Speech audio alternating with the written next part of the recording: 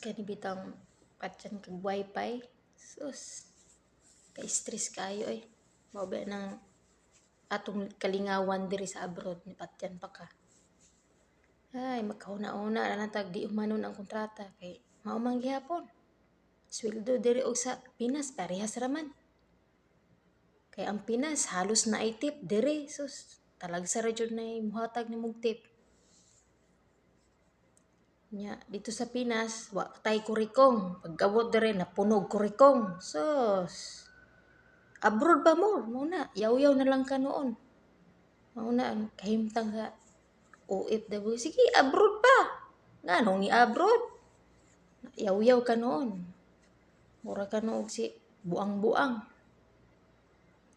Ay, lambi na lang di manuning kontrata ani oy. Permi lang ka patyag wifi. Sus. Stress ra ka dire. Sige pa kag pangalot kay ga katol na pong imong kurikong. Mao na. Nga nung i-abroad. Abroad pa.